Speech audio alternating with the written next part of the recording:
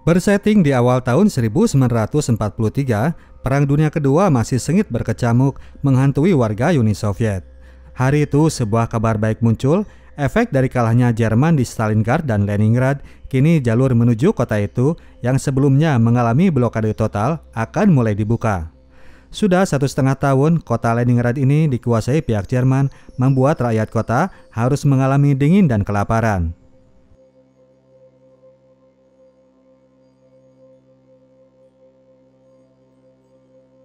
Pihak pemerintah Soviet langsung membuat rencana penyediaan transportasi.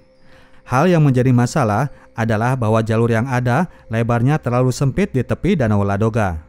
Sebagai langkah antisipasi, pemerintah berencana untuk membangun 3 jembatan kereta api yang salah satunya akan melintas di atas danau tersebut.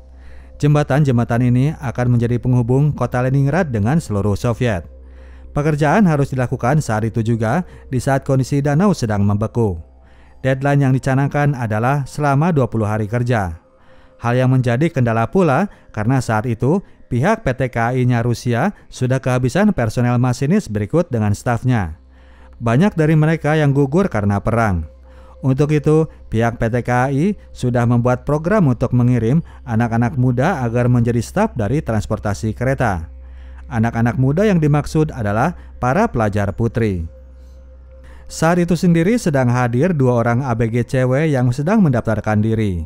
Masha dan Zoya sedang diberikan pengarahan bahwa mereka nantinya akan bertugas mulai dari bersih-bersih hingga mengenali mekanik kereta api sebelum akhirnya diberi pelatihan untuk menjadi pengendara. Kereta itu sendiri nantinya akan dipakai untuk mengirim berbagai kebutuhan warga mulai dari kayu bakar dan perbekalan logistik.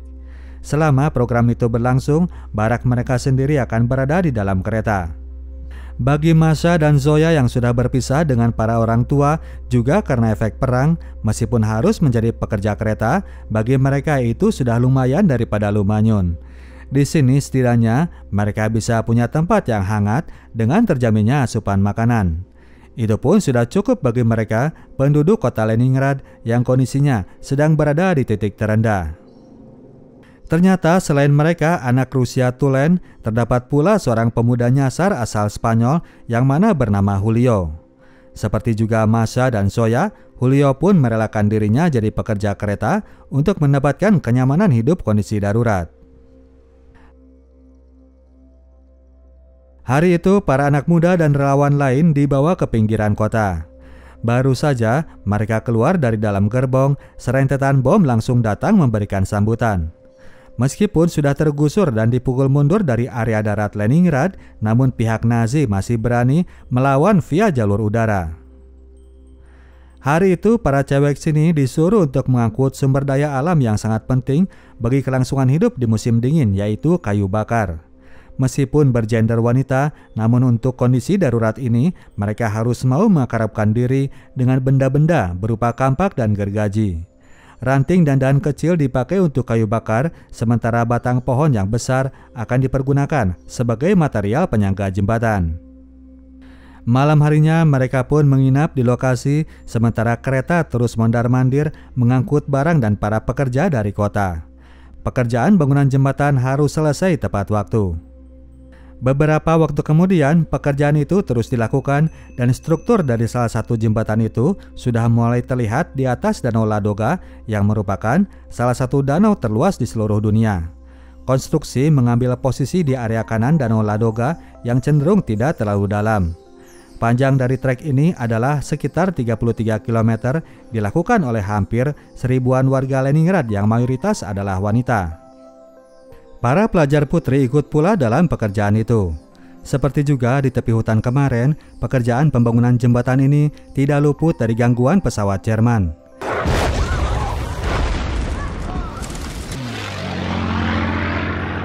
Namun kini pimpinan Soviet sudah menyiapkan perlindungan. Satu pesawat ekor merah diminta untuk selalu siaga dan langsung memburu pesawat Jerman yang datang untuk mensabotase pekerjaan mereka.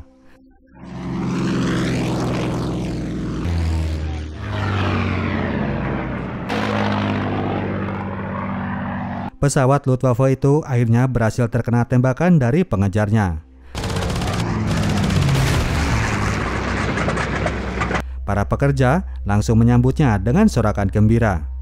Pilotnya yang terlihat berhasil menyelamatkan diri dengan parasut, langsung mereka buru ke lokasi pendaratan. Pilot Jerman itu kemudian habis dicincang beramai-ramai dengan singkup-singkup perkakas kerja dari para warga. Setelah itu, pekerjaan pun kembali dilanjutkan seperti biasa.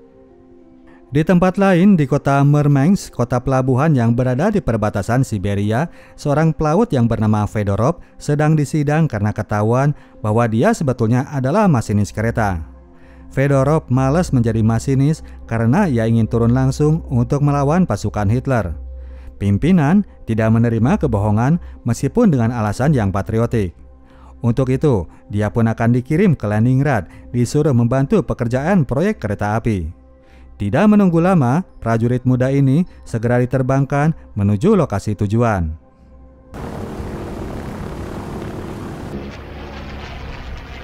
Di stasiun kota Leningrad hari itu, para murid mulai mendapatkan pelatihan untuk mengoperasikan kereta api.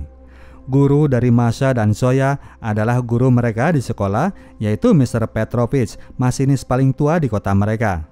Seperti Mama masang sen kiri tapi belok kanan, Masha saat itu menarik tuas untuk maju di saat disuruh mundur. Oleh karenanya, ia pun jadi kena damprat dari bapak guru. Esok harinya, Fedorov sudah sampai di Leningrad dan langsung ditugaskan untuk menjadi kepala engineer dari proyek kereta api tersebut. Ia pun akan langsung membawahi satu tim ekspedisi yang mana terdapat Zoya dan Masha sebagai anggotanya. Fedorov dengan ditimpali oleh Pak Komandan memberikan semangat agar para anggota bisa memberikan tamparan yang ketiga bagi Hitler. Setelah pertempuran Stalingrad dan Leningrad, kini ada sebuah kereta api yang bisa lolos dari cengkeraman dan membawa kehidupan bagi warga kota. Rencana dari ekspedisi ini adalah jam 6 sorenya mereka berhenti di jalur akhir.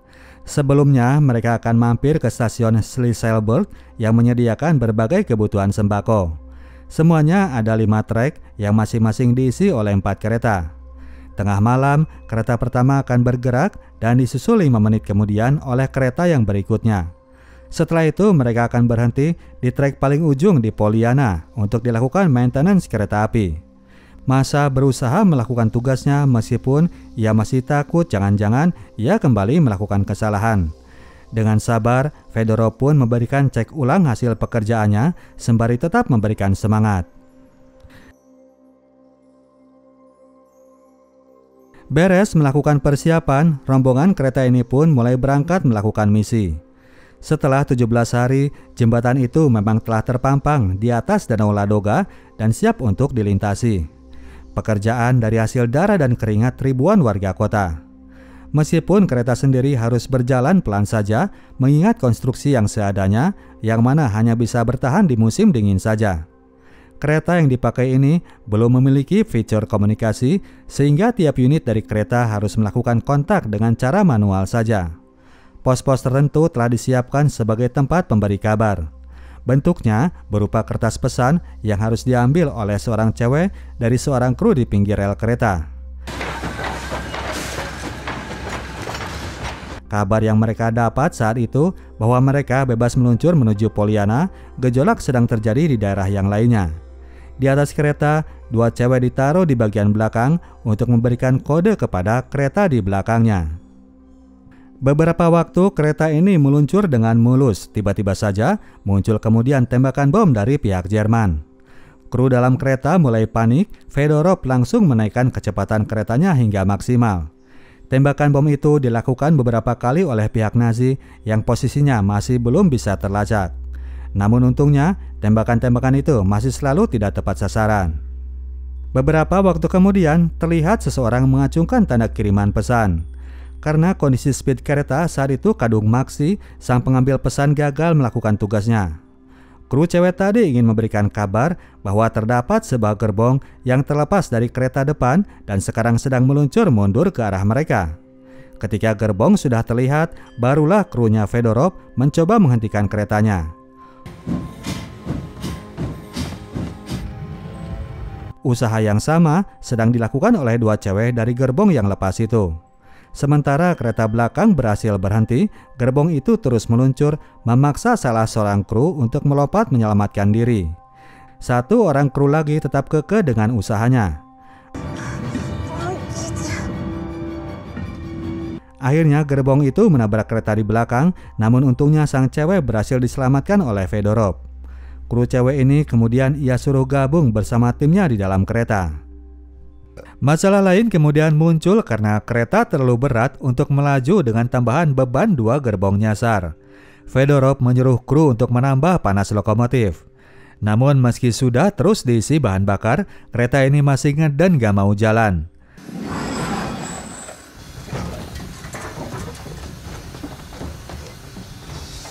Sang kepala kereta kemudian turun, lalu menumpahkan salju pada roda kereta.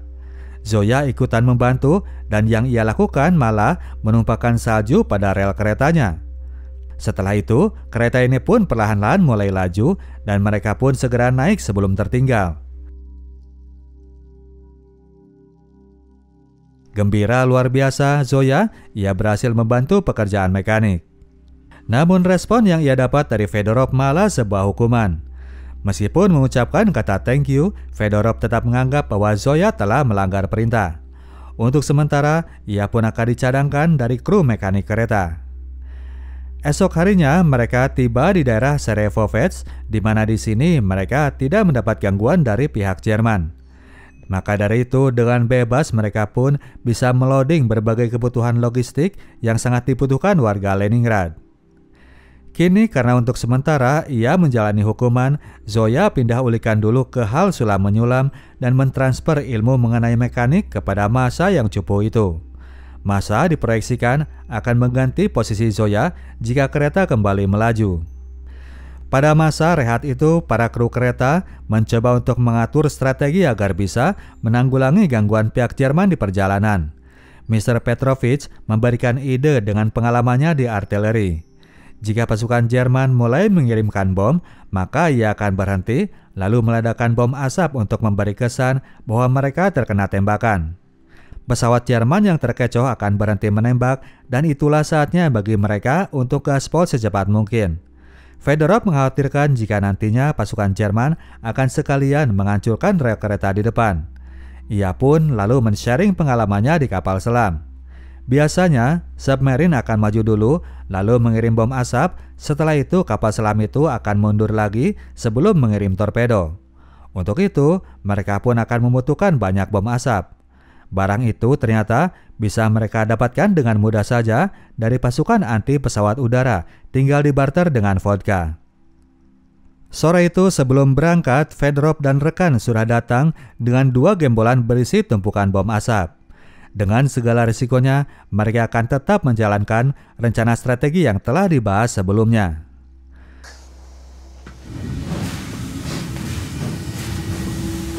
Seperti biasa, kereta itu pun mulai jalan di tengah malam.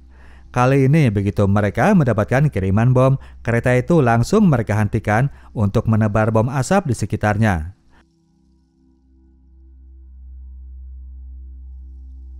Kereta berhenti, maka kiriman bom pun lalu ikut berhenti. Seterusnya mesin lokomotif mereka bakar sepanas mungkin untuk melakukan sprint seperti ide dari Patua. Saking menyalanya, massa yang berada di dalam langsung menyangka bahwa lokomotif telah terbakar terkena bom. Ia pun lalu naik ke atap kereta untuk melakukan pemeriksaan. Namun karena kurang gesit dan cekatan, ia pun malah jatuh ke atas tumpukan kayu bakar di gerbong depan. Kereta sendiri saat itu mulai berhenti lagi untuk memeriksa jika saja terjadi kerusakan. Saat itulah bom pihak Jerman kembali datang mengancam mereka. Salah seorang kru kali ini harus menjadi korban. Fedorov kembali naik gerbong untuk melakukan rencananya sendiri. Ia akan melakukan apa yang biasa ia lakukan bersama kru kapal selam di lautan. Ia melepas ikatan lokomotif pada gerbong di belakang, lalu mendorong seorang kru yang kekeh ingin mendampinginya. Fedorov memacu keretanya secepat mungkin, berusaha untuk mengalihkan perhatian pesawat Jerman terhadap gerbong yang ia tinggalkan. Semua kiriman bom Jerman ia hadapi sendirian sembari tidak lupa menebar bom asap di sekitar kendaraannya. Si masinis nekat ini sudah pasrah jika ia harus is dead. Pada sebuah poin, lokomotif itu ia hentikan dan setelah menyimpan bom asap di daerah itu, lokomotif ini kembali ia bawa mundur ke lokasi sebelumnya. Saat itu sebuah ledakan bom nyasar menerpa jendela lalu melukai dirinya. Sementara loko ini terus mundur, Fedorov kemudian malah rubuh. Ia kemudian ditemukan oleh Masha yang baru bangkit dari tumpukan kayu bakar. Sadar bahwa lokomotif ini harus segera dihentikan, Masha memberanikan diri untuk maju menjadi konduktor. Setelah diberitahu oleh sang engineer, akhirnya cewek cupu ini berhasil menarik tuas yang tepat. Lokomotif ini berhasil ia hentikan sebelum menabrak gerbong di belakang. Berikutnya, dengan panduan dari Fedorov, Masha diinstruksikan untuk mundur secara perlahan. Setelah melewati berbagai tantangan, akhirnya loko ini bisa direm tepat sebelum dia menghantam gerbong dengan kencang. Moncong dari kereta api Leningrad Jaya ini akhirnya bisa kembali bergabung dengan gerbong bawaannya. Kini giliran Masha yang menolong Fedorov untuk ia gandeng keluar dari gerbang loko. Karena kondisinya, untuk sementara Pak Engineer akan ngaso dulu di gerbong belakang. Tidak lama kemudian, terdengar suara tembakan dan bom dari atas, tanda bahwa pesawat udara merah sudah menemukan keberadaan pesawat Jerman. Kondisi sudah kondusif bagi kereta ini untuk meneruskan perjalanan. Waktu pun berlalu, setelah melakukan beberapa tugas misi, para kru kereta api mulai bisa bersantai menikmati kota Leningrad yang kini sudah mulai berkehidupan.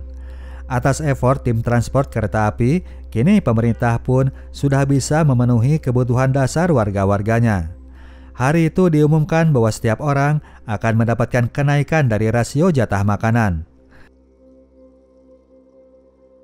Meski demikian, serangan pihak Nazi masih belum juga padam. Malam sebelumnya, gedung RSUD hampir habis terkena bom Jerman.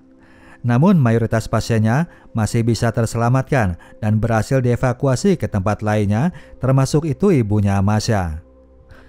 Selama itu, kru kereta api masih terus mendapatkan lamaran kerja dari anak muda yang ingin mengabdi kepada negara.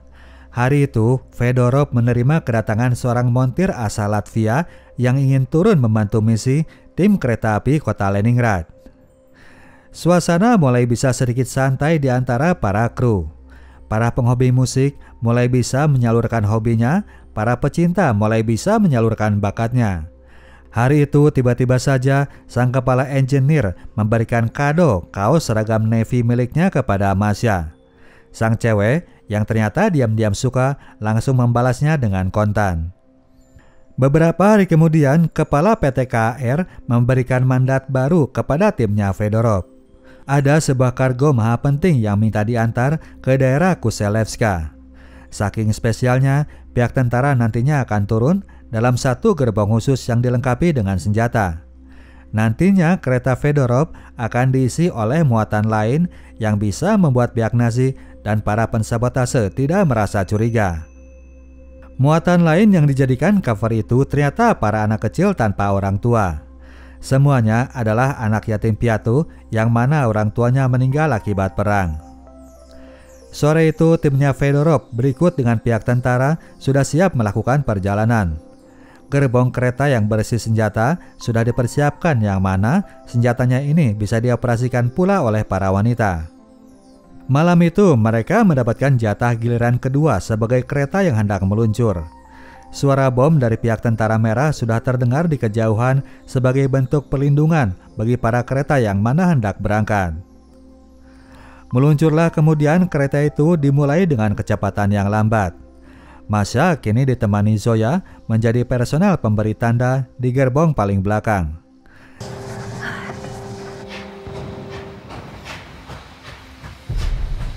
Sementara itu, para tentara sendiri berada di gerbong tengah di depan gerbong pembawa senjata. Terlihat bahwa mereka sedang mengawal beberapa orang ilmuwan yang ikut bertugas mengawal kargo yang sangat penting itu. Sampai saat tersebut, belum diketahui barang apa yang mereka angkut sehingga berkesan sangat vital. Para kru berangkat dengan rasa optimis tinggi mengingat selama 50 perjalanan yang telah mereka lakukan, semuanya masih bisa selamat. Namun kali ini mereka mendapatkan tantangan yang berbeda. Belum jauh mereka meluncur, sudah datang peringatan dari personel di pinggiran trek. Cewek ini melaporkan tentang keberadaan sebuah mortar yang tergeletak di tengah rel. Karena mekanik rel baru bisa datang pagi hari, maka terpaksalah Fedorov dan rekan harus turun untuk mengamankannya. Letak mortar tersebut sudah ditandai oleh lidah si cewek penunggu tadi. Kini tugas dari Fedorov dan rekan untuk bisa menjinakkannya. Mereka harus waspada, jangan-jangan di bawah bom ini ada sebuah pemantik yang sengaja dipasangkan. Namun setelah diselidiki secara seksama, tidak ada bukti keterlibatan sebuah bom rakitan, hanya mortar saja yang dilempar lalu gagal meledak. Diangkutlah kemudian barang berbahaya itu menuju sebuah lubang di dalam hutan. Suara bom mulai terdengar, tanda bahwa pihak Nazi berada tidak jauh dari lokasi mereka saat itu. Fedorov dan rekan pun segera bergegas balik menuju kereta. Kereta pun kembali melaju masih dalam kondisi tanpa hambatan. Setelah beberapa waktu, mereka pun tiba di sebuah area terbuka yang mulai akrab dengan sebutan koridor kematian. Saat itulah waktunya bagi mereka untuk menebar bom asap. Namun kini hadangan dari Jerman bukanlah serangan dari udara, melainkan dari barisan tank dan penembak kanan yang berada di area tengah koridor. Nantinya begitu kereta keluar dari hutan dan masuk koridor kematian, bom asap akan mulai diaktifkan.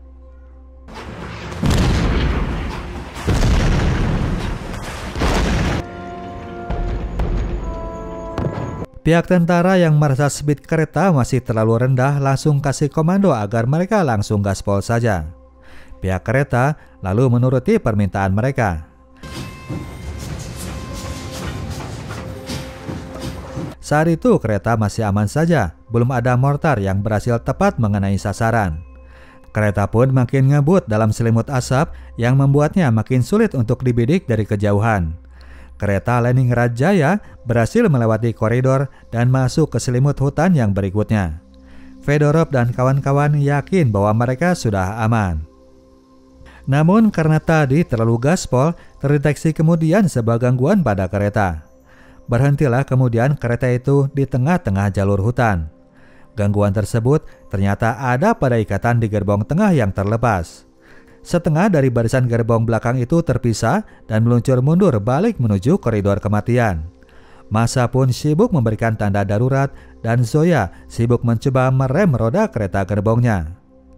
Lewat lagilah gerbong itu menuju area terbuka meskipun mereka masih bisa lolos karena tidak terdeteksi oleh pasukan artileri Jerman. Barisan gerbong belakang kembali masuk ke dalam jalur hutan yang tadi dan di saat itulah Zoya berhasil menghentikan laju roda keretanya. Keduanya lalu membuat tindakan, Massa akan maju dan mendatangi barisan kereta di depan, sementara Zoya akan lari ke belakang untuk memberikan warning kepada kereta berikut yang hendak lewat. Di barisan depan sendiri, kondisi mulai sibuk karena kini gerbong kereta berisi barang penting itu menjadi gerbong terakhir pada barisan. Para ilmuwan dengan diikuti para tentara datang untuk menjaga kargo bawaan mereka. Terjadi kerusakan pada rantai cantalan gerbong karena pecahan mortar. Pihak tentara menyuruh kru kereta agar segera melakukan perbaikan. Meskipun mereka sudah berada di balik hutan, pihak Jerman tidak berhenti melakukan serangan meskipun tembakan-tembakan yang mereka lontarkan hanya bersifat gambling saja. Untuk menjaga agar tembakan itu tidak mengenai gerbong anak-anak, Sonia lalu mengusulkan agar mereka mundur dikit ke ruang terbuka untuk menghajar barisan artileri Jerman. Mereka akan lebih memiliki keuntungan karena tembakan senapan mesin lebih akurat dari sekedar lemparan mortar. Fedorov menyetujui usulan Sonia. Lontaran mortar-mortar itu memang terus ditebar pihak Jerman ke berbagai sisi dari jalur-jalur hutan. Kini bom-bom tersebut mulai mengincar kereta di belakang, yang mana di sana Zoya sudah berada. Sempat beberapa kali lolos, namun akhirnya satu buah mortar jatuh tepat di hadapannya. Melihat kondisi yang genting, Fedorov kemudian menyatakan bahwa ia akan terpaksa harus meninggalkan gerbong pihak tentara jika rantainya tidak bisa saja dibetulkan. Mulailah timbul pertengkaran di antara kedua belah pihak. Dari tentara tetap kekeh dengan barang bawaannya, sementara Fedorov lebih mementingkan keselamatan para bocil di gerbong belakang. Daripada ricu dan riwe, akhirnya para kru memulai lagi usaha mereka untuk melakukan perbaikan. Kali ini mereka mencari-cari ke area sekitar, barangkali saja mereka menemukan besi rongsokan. Untungnya di tengah area tersebut mereka menemukan sebuah bangkai kereta yang hancur terkena bom. Saat itu pula mereka papasan dengan massa. Rantai cantelan dari kereta api akhirnya bisa mereka perbaiki. Kereta api sudah siap meluncur lagi. Kepada masnya, massa melaporkan update terkini dari gerbong di belakang. Tiba-tiba saja saat itu datang sebuah pesawat Jerman. Sonia yang merasa sudah mendapatkan izin tembak langsung inisiatif duluan menembak. Ia pun jadi dimarahi oleh semua orang karena hal itu justru akan mengungkap posisi mereka sendiri. Pihak tentara yang paling senewan meskipun akhirnya ia pun ditenangkan oleh Fedorov. Sang kepala engineer lalu mengajak semuanya agar langsung siap untuk berangkat. Kereta sudah siap untuk berangkat, namun ternyata Fedorov malah berubah pikiran. Sang kepala masinis ternyata masih nggak tega harus meninggalkan anak-anak di gerbong belakang. Ia pun langsung menyuruh Julio untuk menyalakan beberapa bom asap. Fedorov berniat untuk mundur menyeberangi koridor kematian untuk menjemput gerbong di belakang. Niatannya itu ditolak pihak tentara yang ogah mengulang resiko. Kepala pertahanan kota Leningrad ini mulai mengancam dengan melepas tembakan peringatan. Karena tetap menolak untuk lanjut jalan, akhirnya kepala kereta ini dibekap oleh para tentara. Fedorov dinyatakan sebagai tahanan dan tugas pengendara dialihkan kepada kru yang lain. Mereka semua yang ketakutan langsung menuruti kehendak pihak tentara. Namun di antara cuaca ricuh itu tidak sadar bahwa kereta yang membawa barang maha penting tersebut ternyata telah dilepas dari cantelan dan dibiarkan mundur oleh massa. Cewek ini gak terima melihat masnya dianiaya dan nasib para bocil ditelantarkan. Seorang anggota tentara mencoba menghentikan laju kereta ini, namun sia-sia belaka. Satu unit gerbong kecil ini kemudian meluncur bebas menuju koridor kematian. Karena pusing, akhirnya Pak Kapten keamanan itu membiarkan Fedorov untuk balik megang kendali kereta. Sonia lalu maju untuk mengajukan usulannya yang tadi. Ia minta waktu sebentar saja, sekedar untuk menghentikan kiriman mortar yang akan terus menghujam kereta belakang. Dipersiapkanlah gerbong senjata tersebut dengan mereka tutupi oleh dedaunan. Sementara itu, massa dan gerbong pentingnya sudah tiba di barisan gerbong belakang. Kondisi gerbong belakang sudah minim penjagaan karena Klava sudah lari ke belakang mencari Zoya. Klava menemukan bestinya sudah tergeletak tak bernyawa. Di antara kesedihan, untungnya dia masih bisa menjalankan tugas untuk kasih peringatan kepada kereta api yang berada di belakang. Kereta pembawa senjata sudah siap untuk melakukan serangan. Mundurlah kemudian kereta itu untuk nongol dikit di celah koridor kematian. Gunner pelajar putri lalu melakukan serangan ke arah barisan artileri Jerman di kejauhan. Entah berapa banyak kerusakan yang mereka lakukan karena kemudian mereka pun harus lanjut karena pihak Jerman tidak berhenti membalas serangan. Merasa belum cukup memberikan damage, Fedorov memutuskan untuk mengulang serangan tadi, namun kali ini dia sendiri yang akan berperan sebagai shooter. Mundur lagilah kereta itu memberi ruang kepada Pak Kepala untuk bercosplay sebagai Rambo. Adu tembakan lalu terjadi di antara kedua belah pihak. Saat itu massa sudah nongol lagi aja di atas gerbong. Dia ingin membantu masnya sebagai peloding peluru. Fedorov sudah mulai kewalahan, seorang kru lalu meminta agar kereta segera balik sembunyi. Namun saat coba dimajukan, roda kereta tiba-tiba macet dan tidak mau jalan. Pemeriksaan kemudian dilakukan, masalah ternyata ada pada roda yang terganjal batang besi. Sabotase itu ternyata dilakukan oleh si montir asal Latvia yang mana bermuka dua. Di lain pihak ia ingin dibantu, namun di sisi lain ia juga membenci orang Rusia. Keterlambatan kereta ini untuk maju membuat posisi Fedorov makin sulit sampai akhirnya ia pun terkena ledakan.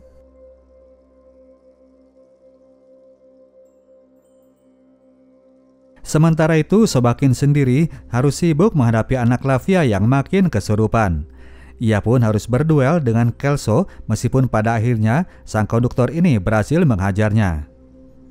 Kru dari kereta belum bisa melakukan manuver apapun ketika kemudian datanglah bom yang dijatuhkan dari atas udara. Waktu menjelang pagi dan pihak udara Soviet sudah bisa memberikan bantuannya. Barisan artileri Jerman yang posisinya mulai kelihatan dari atas itu habis dibabat dari udara. Rombongan kereta api kini bisa lepas dari ancaman meskipun mereka harus kehilangan kepala mekanik andalannya. Kereta api Leningrad Jaya kloter kedua ini akhirnya bisa sampai dengan selamat di tujuan, lengkap dengan semua muatannya. Semua anak masih lengkap berjumlah 27 orang dan kargo maha penting masih bebas dari kerusakan. Tidak ada yang paling lega saat itu selain daripada seorang ilmuwan sang pembawa barang penting tersebut. Namun meskipun lega, ia masih merasa bersalah telah membawa 27 anak untuk dijadikan umpan meskipun semuanya masih berhasil dibawa dengan selamat. Ia pun terutama merasa bersalah kepada kru kereta yang harus kehilangan beberapa anggotanya demi menjalankan misi yang diembankan. Dalam lubuk hatinya, ia pun mengucapkan rasa terima kasih kepada semua yang telah melakukan pengorbanan. Dijelaskan kemudian bahwa si Abah ini adalah ilmuwan Rusia yang bernama Igor Kurchatov. Adapun barang penting yang ia bawa itu adalah alat reaktor sesuatu yang disebut sebagai cyclotron yang ia kembangkan di Institut Teknik Kota Leningrad. Barang yang merupakan bagian dari eksperimen nuklir yang sedang ia kerjakan yang akan menjadi bibit penemuan bom atom pihak Rusia yang kemudian dispil di tahun 1949. Bom atom Rusia ini sangat menakutkan pihak Amerika. Embrio dari pecahnya perang dingin antara Amerika Soviet di tahun berikutnya. Oke, demikianlah ceritanya bro dan sis. Kita tim Sinotok cabut dulu. Sampai jumpa di video kita selanjutnya. Ciao.